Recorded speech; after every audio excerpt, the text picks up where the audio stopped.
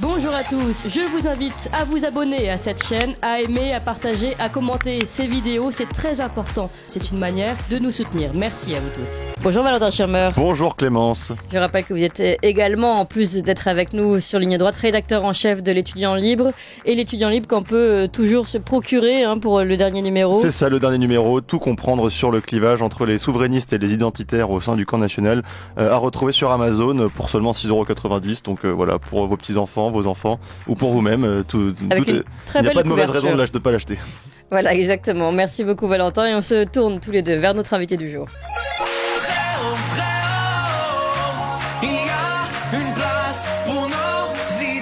Vue de haut. Et notre invité est Christophe Levallois. Bonjour Christophe Levallois. Bonjour Clémence Oudiakova. Et merci beaucoup d'être avec nous ce matin. Vous êtes professeur d'histoire et géographie, rédacteur en chef du site Orthodoxie et vous publiez, vous travaillez depuis longtemps sur la question du loup et vous publiez ce livre, Le loup et son mystère, histoire d'une fascination aux éditions Le Courrier du Livre avec une très belle couverture, évidemment une très belle tête de loup.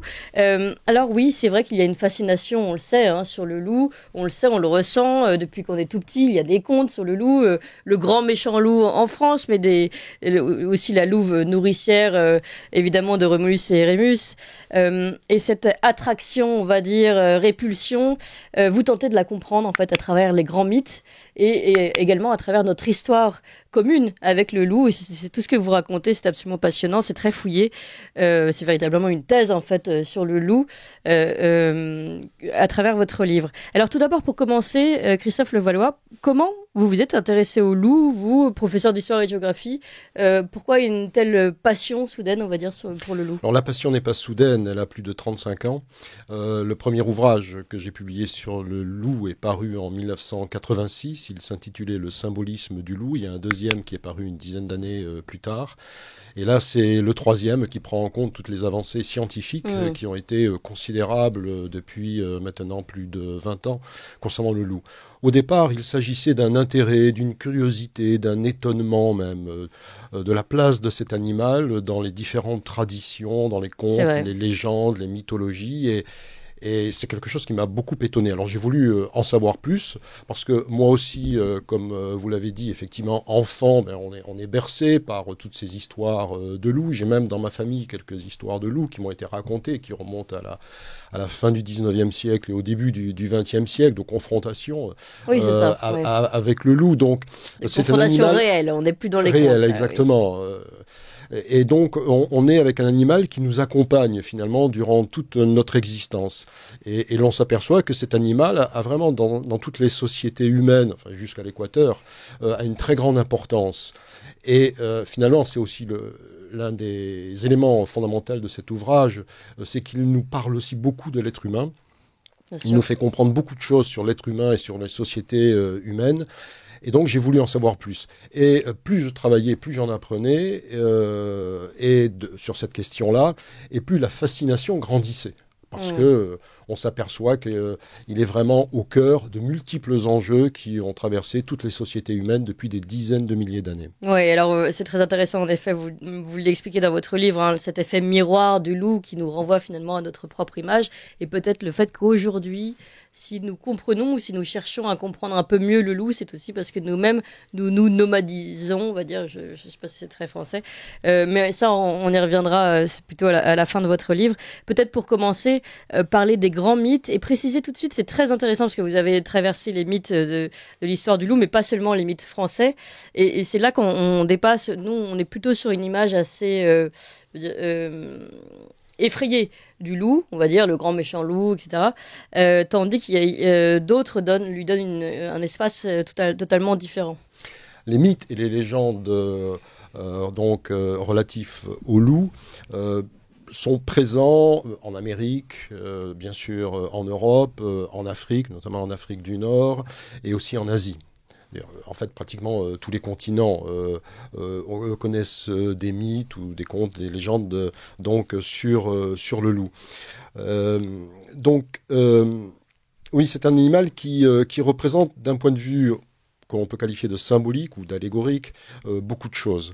Mais beaucoup de choses, et c'est aussi un élément qui est au cœur de cette question-là, beaucoup de choses contradictoires, à la fois associées à la mort, et en même temps à la Renaissance. Oui.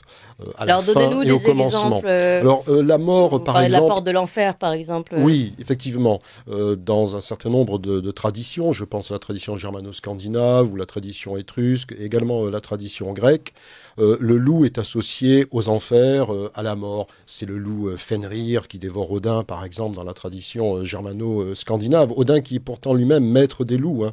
C'est-à-dire qu'il a 2 loups qui l'accompagnent constamment avec ses 2 corbeaux.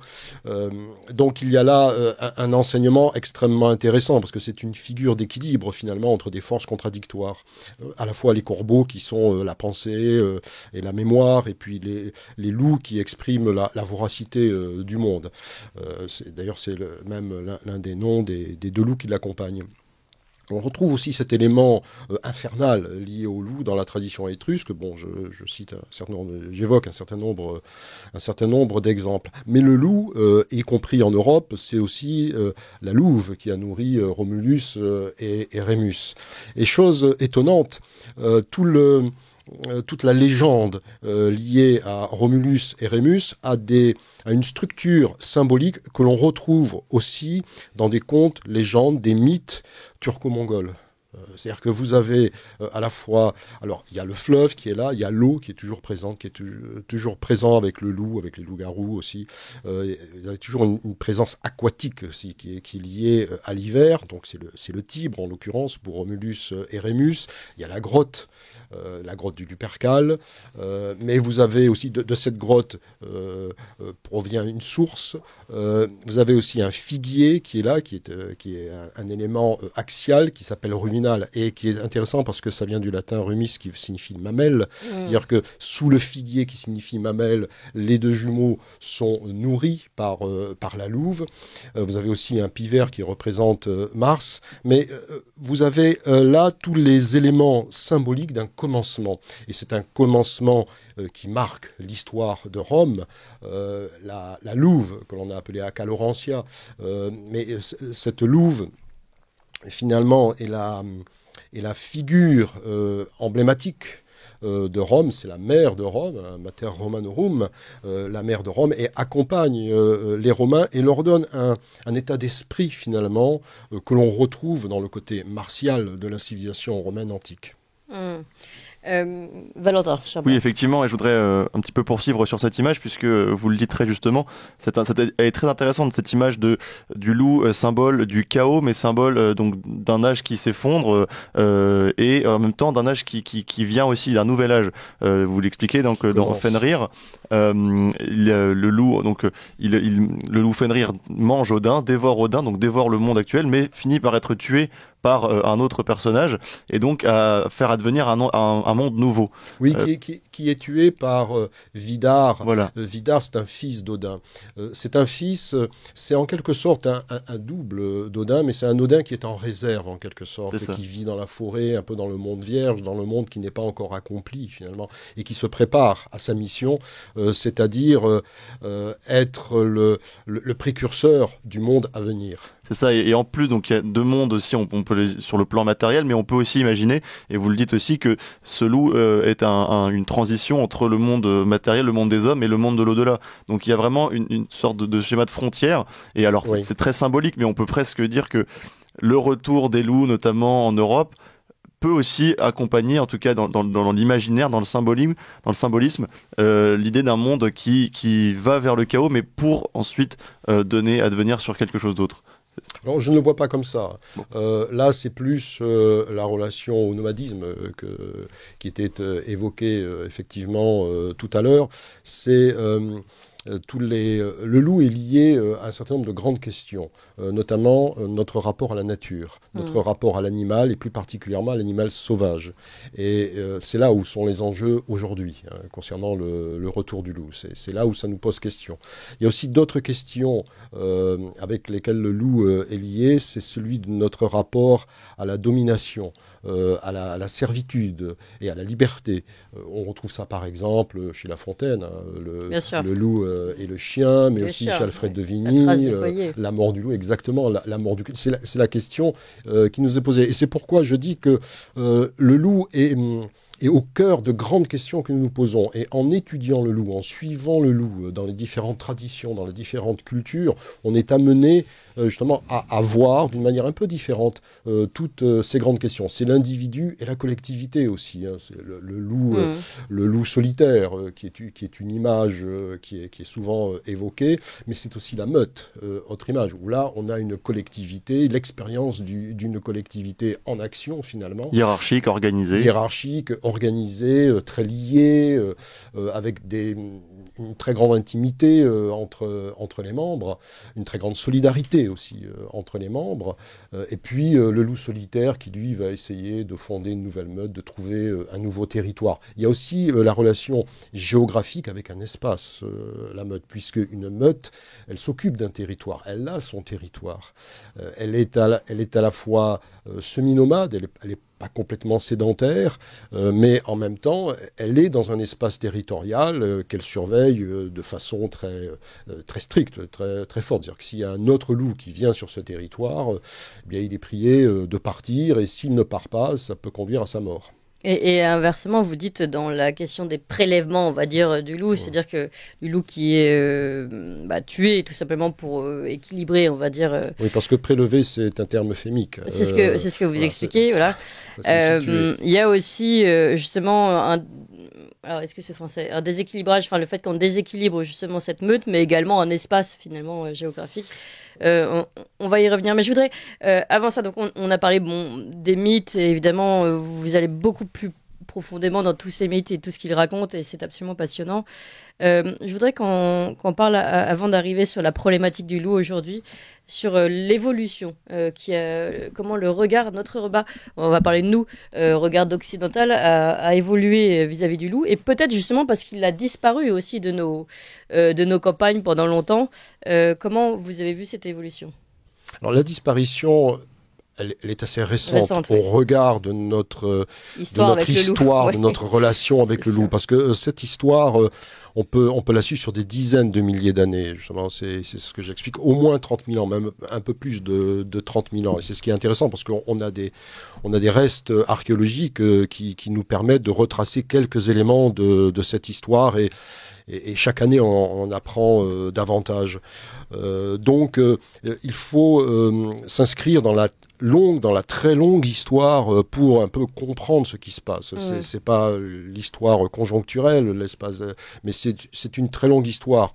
Et je pense que le loup est très présent justement dans cette histoire, dans nos inconscients. Et qu'il a vraiment, cet animal a vraiment laissé sa trace, parce que notre relation donc est très ancienne. Alors, cette relation, elle commence. Comment on sait qu'elle commence il y a plus de 30 000 ans? C'est que on a trouvé des crânes de chiens. Alors, est-ce que c'était des chiens archaïques? Est-ce que c'était des loups apprivoisés? La question fait débat. En tout cas, au moins des loups, sinon des chiens archaïques qui accompagnaient déjà les quelques sociétés humaines il y a plus de 30 000 ans. On a trouvé... Qui les accompagnaient, c'est-à-dire qui vivaient avec. Oui, c'est ça. Et ça, c'est j'ai vraiment attiré l'attention sur cette question, parce que c'est une révolution dans l'histoire de l'humanité. Et c'est la première fois, c'est une nouveauté absolue. C'est la première fois. Alors, c'est un processus qui s'est étendu sur des milliers d'années, mais c'est la première fois qu'un être humain intègre au sein de sa collectivité, de sa vie tribale, familiale, un être complètement différent. Morphologiquement, il n'y a rien à voir entre un être humain et un loup. On irait plutôt chercher du côté des singes. Oui. Alors, les traces que l'on a, c'est plus de 30 000 ans. Les toutes premières traces, en Belgique, en Allemagne aussi, et puis en Asie centrale, dans la République de l'Altaï. On a retrouvé ces traces-là. Alors, il semblerait qu'il y ait eu déjà des premières domestications, mais que les lignées de ces domestications, issues de ces domestications, ont été éteintes, et que ce sont peut-être d'autres domestications. Alors le sujet fait débat. À quel moment, à quel lieu, est-ce qu'il y a eu une ou deux mouvements de domestication? Bon, là il faut laisser les scientifiques. Depuis 10 ans, il y a énormément d'articles scientifiques qui sont parus sur la question, des généticiens notamment. Donc il faut laisser les scientifiques débattre de ces questions, mais ce qui est sûr, c'est c'est qu'il y a des processus de domestication qui ont été commencés il y a plus de 30 000 ans. Et la domestication, c'est aussi quelque chose qui nous parle beaucoup de l'être humain, parce que c'est un processus qui s'étend sur plusieurs générations. C'est-à-dire que vous allez inscrire un projet de transformation, parce que il y a une transformation de l'animal qui s'opère. Hein. En général, sa corpulence est réduite.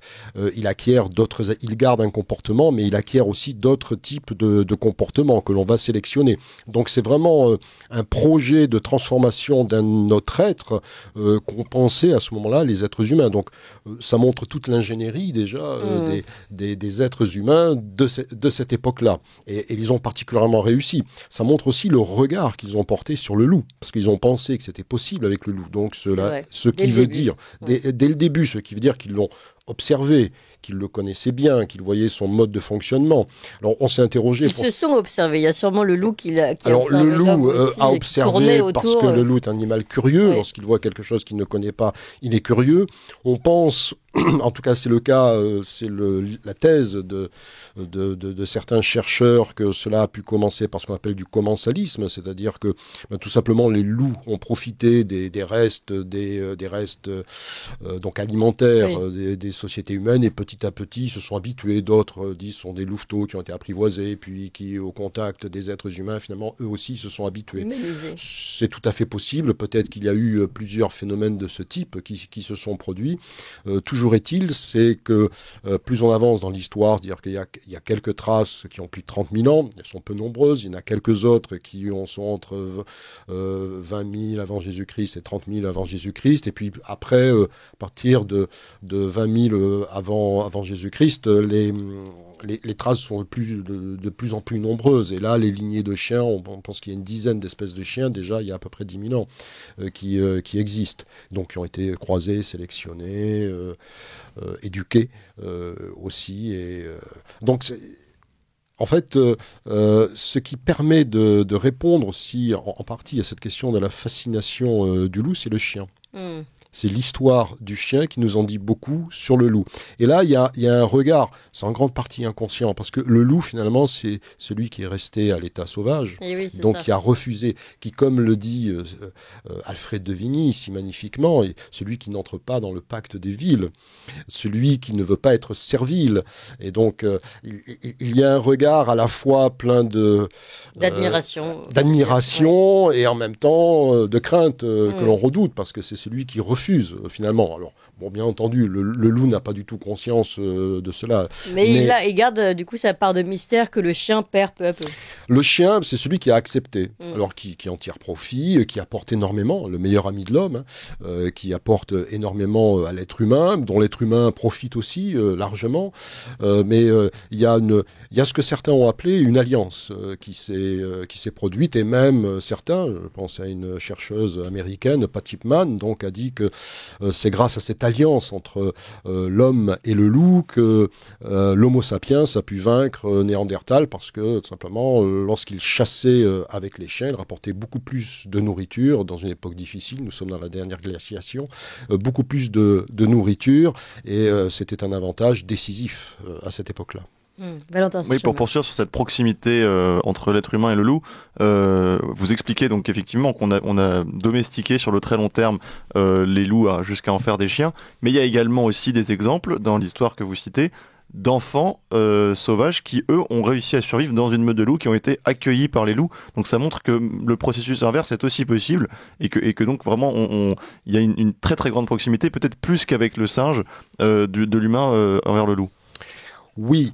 Alors cela dit, les enfants, il y a quelques exemples effectivement, d'autres qui sont plus discutés. Oui. Les enfants qui ont été accueillis, ou les êtres humains qui ont été accueillis, je parle de cet Anglais qui s'appelle Sean Ellis par exemple, qui ont été accueillis par des meutes de loups, ils n'ont pas fait souche. Il n'y a pas de lignée humaine qui accompagne les meutes de loups, tandis que les loups qui ont accompagné les êtres humains, ils ont fait souche et ils sont devenus les chiens.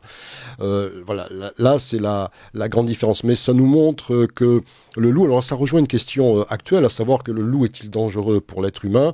C'est-à-dire, non, pas forcément. Dans certains cas, ça peut l'être, ça a pu l'être, mais pour un certain nombre de raisons que l'on connaît, mais ce n'est pas le cas, effectivement. C'est un exemple.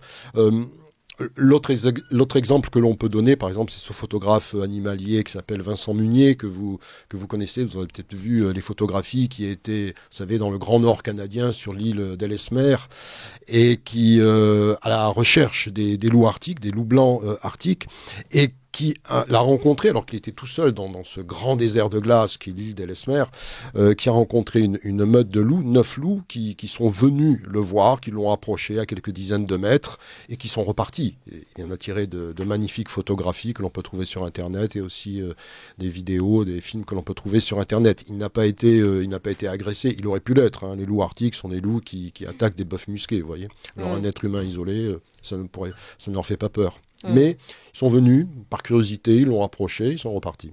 Oui, on comprend toute cette fascination. Sur la question de la servitude aussi du loup, en fait, vous expliquez, c'est plutôt la question du moment où il est passé dans le rôle du chien, c'est ça et sinon, le reste du temps, il reste l'être libre qu'il représente au sein dans sa nature et dans son espace. L'être libre, le loup est un animal craintif. Donc il n'entre pas facilement il n'est pas très facilement en relation avec d'autres espèces. On a pu noter des connivences avec des corbeaux, par exemple. Simplement, c'est qu'ils ont des intérêts communs. C'est le genre de choses qu'on observe dans la nature. C'est-à-dire qu'il y a des espèces complètement différentes qui peuvent travailler en synergie parce que chacun va en retirer quelque chose. Mais il effectivement, étant craintif, il va fuir ce qu'il ne connaît pas. Et donc, de ce fait, il va rester farouchement indépendant. Même un loup apprivoisé, c'est un animal qui est indépendant. On retrouve d'ailleurs chez certains croisements récents, je pense au chien loup tchèque, par exemple, qui est un croisement entre le berger allemand et le loup des Carpates, qui a été fait... Qui ressemble vraiment à un loup. Ah oui, et d'ailleurs souvent, parce qu'il y en a quelques-uns en France, souvent on les prend pour des loups. Oui. Et parfois il y a des signalements de loups qui sont en fait des chiens loup tchèques, qui ressemblent effectivement beaucoup à un loup. Et c'est un animal donc qui est très récent. Hein. Les tout premiers datent de 1955. C'est un animal qui est très très indépendant, à la fois très très lié à sa meute qui est la famille humaine, parce que pour un chien, son maître, la famille, eh bien il est membre de la famille, mais en même temps qui a vraiment de grandes velléités d'indépendance, et c'est pourquoi des fois on en voit certains circuler et ça peut faire peur. Alors on va évidemment revenir sur ce sujet-là, le loup dans l'espace et dans notre espace. On en revient juste après cette pause de 9h, puisqu'il est pile 9h sur Ligne Droite et c'est l'heure des informations avec Adèle Rosner. Ligne Droite. Très haut,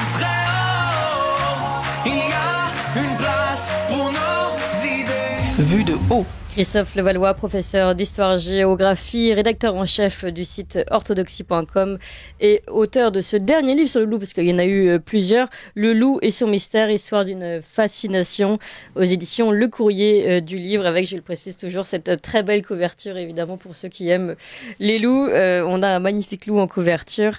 Et évidemment, nous sommes toujours avec Valentin Schirmer, rédacteur en chef de l'Étudiant Libre. Alors, évidemment, vient le moment de poser la question de la place du loup avec les hommes, on va dire, ou dans notre espace commun, c'est-à-dire notamment en France et dans la nature française. Notre rapport, vous le disiez tout à l'heure aussi, puisque le loup interroge également l'homme sur son rapport à la nature et également même à l'espace sauvage. Vous le rappelez dans le début de votre livre, le retour du loup a été remarqué à partir des années 92, c'est ça, c'est ce que vous dites, 1992 ? Oui, une première observation, effectivement, d'un couple en novembre 1992. Après une disparition de environ combien d'années ? Alors, il y avait toujours quelques loups isolés qui passaient, mais à partir de 1930, on considère qu'il n'y a plus de loups en France, sauf que quelques cas isolés de temps en temps, qui se baladent, qui sont tués d'ailleurs. Alors, comme vous le dites, hein, c'est évidemment un temps très réduit par rapport à l'échange que nous avons pu avoir avec le loup depuis si longtemps. Malgré tout, cela pose des problèmes. Aujourd'hui, nous, on a reçu ici beaucoup d'éleveurs de moutons, de brebis qui voient leurs bêtes attaquées, tuées. Et vous en parlez très bien. Vous allez nous expliquer justement les problématiques que cela pose. Aussi le questionnement sur l'évolution du mode pastoraliste et puis de notre agriculture en général. Voilà, comment concilier aujourd'hui, c'est la question que vous posez à la toute fin de votre livre, comment concilier la présence du loup finalement et le travail de l'homme? Alors c'est une question sensible, c'est une question délicate et complexe. Il existe des moyens qui marchent assez bien pour repousser le loup vers ses proies sauvages. Pensez que le loup, c'est un animal opportuniste. Voilà, c'est ce que vous dites. S'il peut ne pas se fatiguer à courir derrière un chamois ou un bouquetin, il préférera un mouton. Hein. C'est beaucoup plus simple, parce que ce sont des animaux qui ne savent plus se défendre, à la différence des animaux sauvages. Et donc, c'est comme si nous, on arrivait dans un supermarché, et puis tout est ouvert, tout est gratuit, il y a qu'à se servir. Donc, dans l'esprit du loup, alors c'est cela. Il faut le dissuader de cela. Alors il y a des moyens qui existent, il y a tout un tas de dispositifs qui existent, il y a des primes qui sont données, il faut un accompagnement, parce que il faut bien montrer comment cela fonctionne. C'est vrai que tous les éleveurs ne sont pas soumis de la même manière à cette pression-là. Il y en a certains qui sont effectivement, notamment les zones de présence du loup, qui sont très soumis à cette pression, et c'est quelque chose qui est vraiment une contrainte qui peut parfois être même désespérante, parce que l'éleveur a un sentiment d'impuissance, et puis cela occasionne du stress, non seulement chez l'éleveur, mais aussi dans le troupeau, avec des conséquences de naissance, négatives. etc.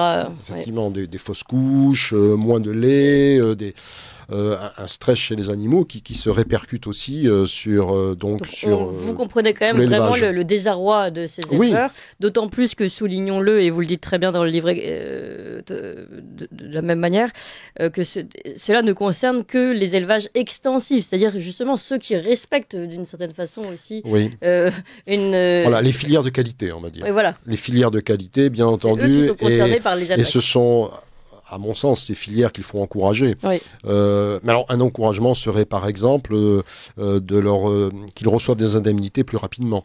Parce que des fois, il faut attendre un an et demi avant de recevoir les indemnités dues à des prédations. Ce qui, pour des éleveurs, est quand même quelque chose de très compliqué. Mais je pense qu'il faut, c'est ce qui est fait, mais ça peut être encore amélioré, un accompagnement beaucoup plus important des éleveurs pour les aider, qu'ils ne soient pas seuls face à cette nouvelle contrainte, à ce nouveau défi, qu'ils ne soient pas seuls face au loup. Alors, vous parlez effectivement des élevages ovins. Aujourd'hui, la question se pose aussi pour les élevages bovins. Et là, il y a beaucoup moins d'accompagnement encore. Et les pouvoirs publics, à mon sens aussi, doivent se saisir de manière beaucoup plus forte aussi de cette question-là, parce que les élevages bovins aussi, alors non pas tant les vaches, les bœufs, mais plutôt les veaux, par exemple, vont être aussi, et sont déjà, comment dirais-je, l'objet d'attaques de loups qui profitent de la situation. Alors il y a tout un tas de dispositifs, des dispositifs lumineux, dispositifs sonores, des patous.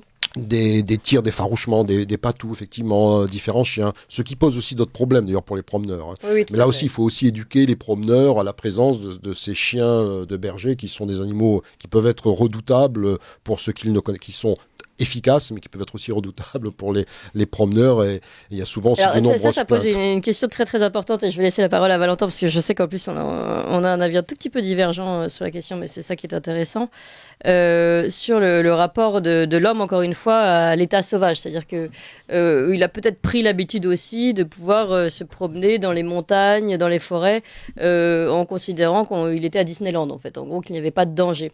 Bon, moi je le dis simplement, mais Valentin, je vous laisse la parole. Non, mais moi je peux être d'accord avec vous. Tout dépend de l'échelle à laquelle on pose le problème. C'est-à-dire que, alors, pour répondre un petit peu à Christophe Levallois sur la question des indemnités, je suis un petit peu sceptique parce que on peut pas. C'est un problème de surface, les indemnités. On ne peut pas. Et bien sûr qu'il faut accélérer les indemnités, mais on peut pas se contenter d'indemniser des éleveurs. Il faut leur garantir un minimum de protection.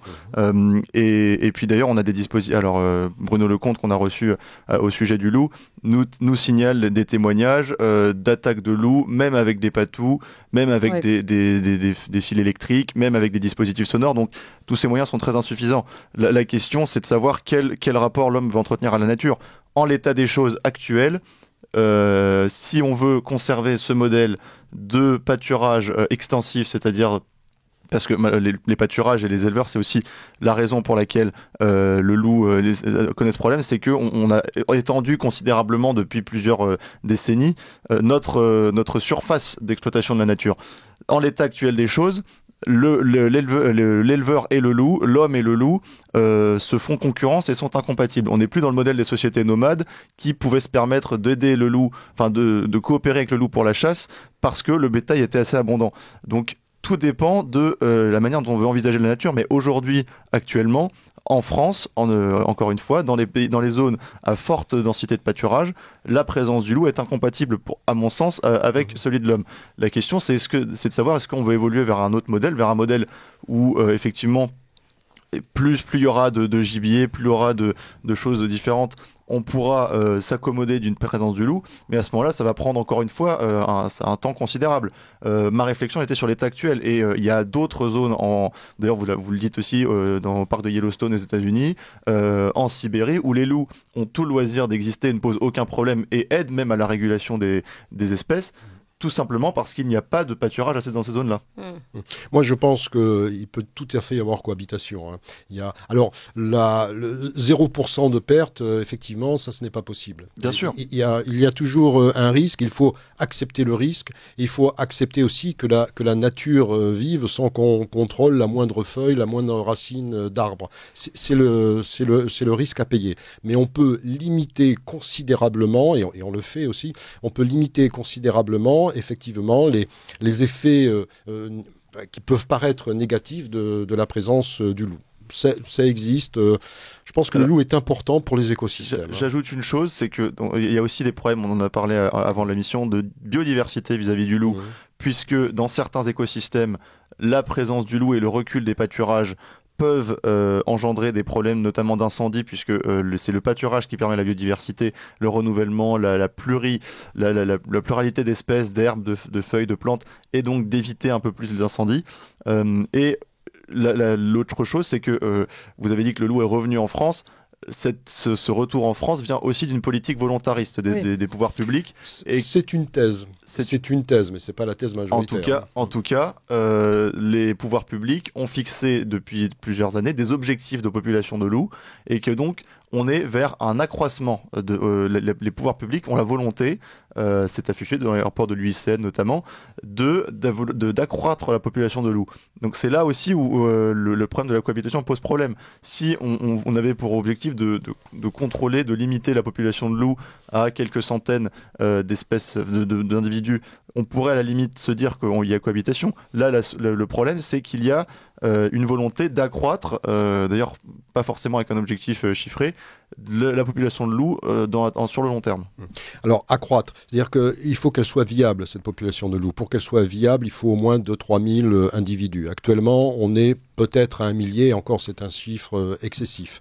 Il faut savoir qu'au XVIIIe siècle, il y a entre 15 et 20 000 loups en France, dans un territoire où il y a beaucoup moins d'espace naturel, parce que la surface agricole utilisée a diminué ces dernières années. Ça, c'est ce que vous rappelez qui est intéressant. Aujourd'hui, c'est 49% à peu près.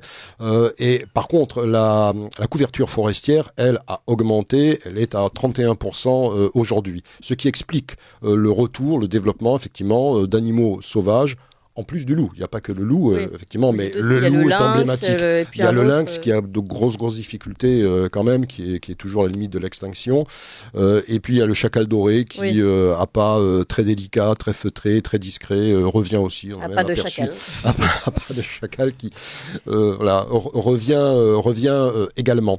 Donc, oui, mais ça c'est important de le signaler. Vous signalez cette recomposition de l'espace agricole depuis peu, d'ailleurs notamment liée à la mécanisation. C'est un grand mouvement en fait depuis l'an 1000.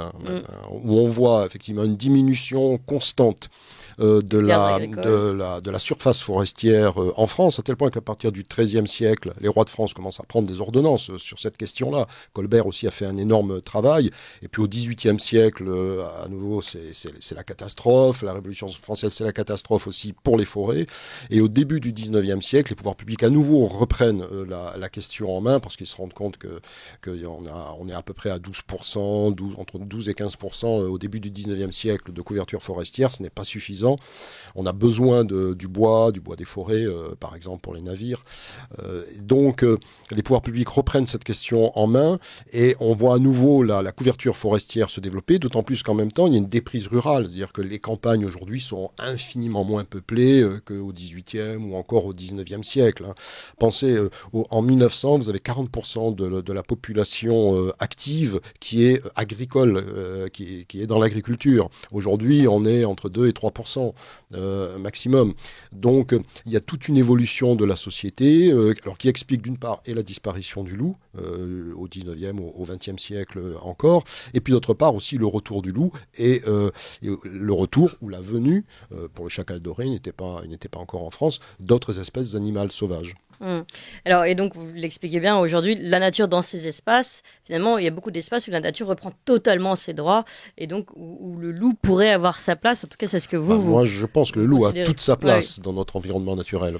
Et en fait, aujourd'hui se pose la question de la cohabitation entre l'homme et le loup dans ces espaces-là partagés, on va dire, oui. Notamment de pastoralisme extensif. Comment vous voyez la cohabitation ? Vous dites qu'il faut apprendre au loup, et on va finir là-dessus malheureusement, apprendre au loup à revenir dans son terrain, son premier terrain d'attaque, c'est-à-dire les bêtes sauvages plutôt que... On peut établir un dialogue avec les meutes. Il y a des choses que le loup, effectivement, peut comprendre. Alors déjà, il ne faut pas déstructurer les meutes, parce que quand on déstructure les meutes, on multiplie les attaques. Parce qu'un loup isolé, lorsqu'on déstructure une meute, on va retrouver des loups isolés. Le loup isolé, pour lui, c'est beaucoup plus difficile de s'attaquer à des proies sauvages. Un sanglier, par exemple, un loup tout seul ne peut pas. Par contre, c'est beaucoup plus simple de s'attaquer à des élevages. Et une meute va gérer un territoire. Donc, c'est important qu'il y ait des meutes qui soient constituées et qu'il y ait un dialogue, c'est-à-dire que le message passe auprès des meutes. C'est aussi possible que s'attaquer aux animaux domestiques, eh bien, c'est dangereux. Il y a alors, vous avez par exemple ce qu'on appelle des tirs d'effarouchement qui existent aussi avec de la grenaille, avec des balles en caoutchouc le loup, il va très bien comprendre ça. C'est un animal qui est extrêmement intelligent, en fait, qui observe longuement avant d'attaquer. Et donc, s'il voit qu'il n'y a pas de possibilité d'attaquer, d'avoir un avantage dans une situation... Le tir d'effarouchement demande quand même au berger d'être sur place 24 heures sur 24. Oui. Oui, cela impose des contraintes. Et puis ça crée un modèle de la nature finalement un petit peu inverse à ce qu'on voulait, c'est-à-dire finalement des barricades autour des éleveurs et des loups et le sauvage. Il y a une séparation encore plus nette finalement du monde sauvage et du monde de l'élevage.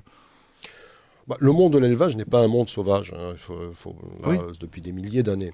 Oui, mais donc, la séparation, elle existe de fait. Ça demande carrément une fortification presque en fait des élevages, des pâturages. On peut le voir comme ça. En tout cas, ça demande effectivement des mesures, des espaces délimités. Ça c'est certain. Et donc, oui, vous vous dites, on peut entamer ce dialogue-là. Oui. Ça m'abuse de parler, mais quand je vous ai lu, je l'ai vu aussi, vous dire, en gros, on peut faire comprendre au loup qu'il ne doit plus au loup constitué en meute. Oui, c'est ça. Parce qu'une meute fait régner la loi sur son territoire. Et, écoutez, en tout cas, dialogue et histoire absolument passionnante du loup et de son mystère, histoire d'une fascination, c'est le titre de votre livre aux éditions Le Courrier du Livre. Ce qui est très intéressant, et notamment sur ce débat-là, c'est que vous mettez tous les éléments à plat.